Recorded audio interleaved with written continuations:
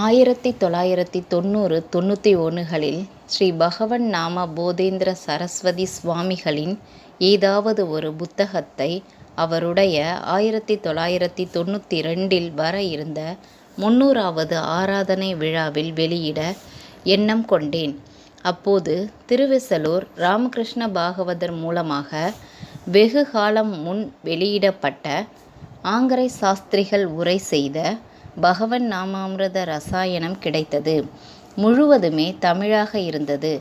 இதை கணினி செய்து அனுக்கிரகம் பெற ஸ்ரீ மகா பெரியவாளிடம் எடுத்துச் சென்ற போது நேர்ந்த சம்பவத்தால் ஒருவர் படித்தாலும் போதும் இத்தகைய அரிய கிரந்தங்களை காப்பாற்ற வேண்டும் என்ற சூசனை கிடைத்தது. அதுவே இன்றைய பகவன் நாம பப்ளிகேஷன்ஸ்.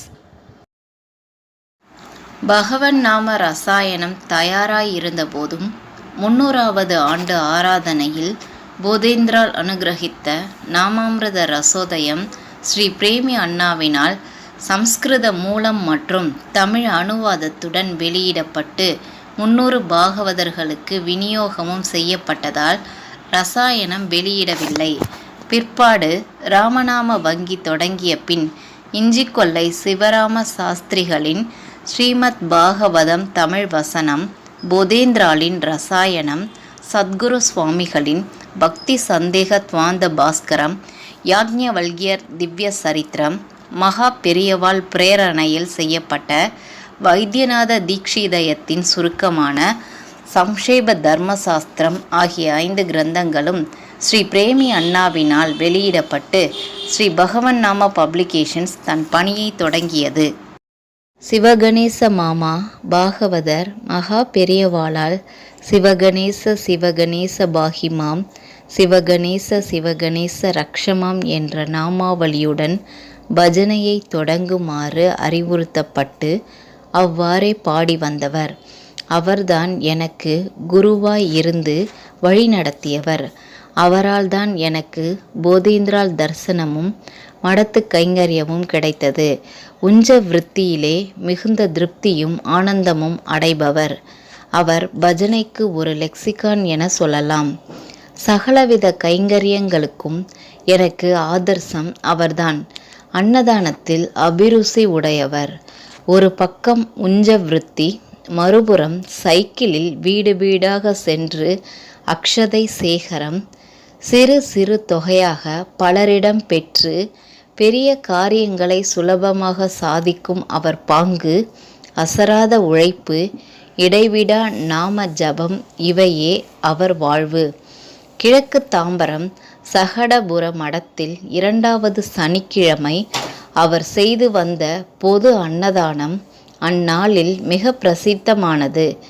அதுவே நம்முடைய அன்னதான சமாஜத்திற்கு வழிகாட்டி. ராமநாம வங்கி ஆரம்பிக்கப்பட்ட பின் தன்னுடைய உஞ்ச விருத்தி, அரிசி சேகரம், திரவிய சேகரம் ஆகியவைகளில் ராமநாம நோட்டு கொடுத்து வாங்குவதையும் வழக்கமாக கொண்டார். அன்னதான சமாஜம் என்று பெயர் சூட்டினவர் அவரே. மாமாவிற்கு ஹ பரம சனாதன என்ற தத்தாத்ரேயர் பாடலும் புரந்தரதாசரின் ராகி தந்திரையா பாடலும் மிகவும் இஷ்டமானது.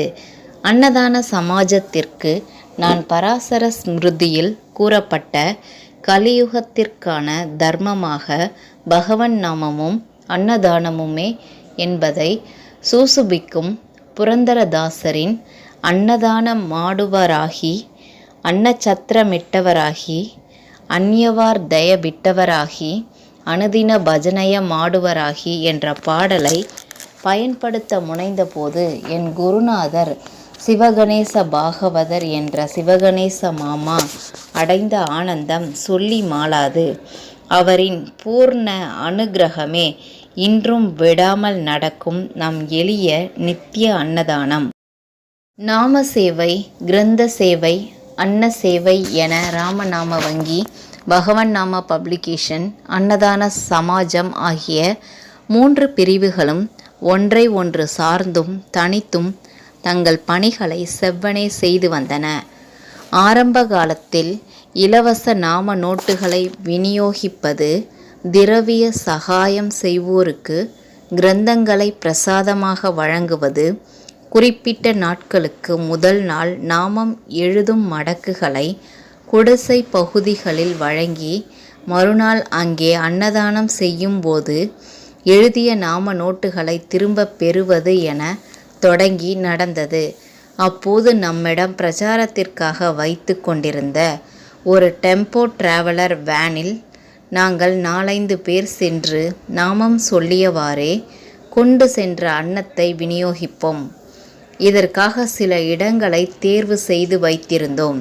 முன்கூட்டியே அறிவித்து விடுவதால் நாம பிரச்சாரமும் அன்னதானமும் ஒருங்கே நடைபெறும்.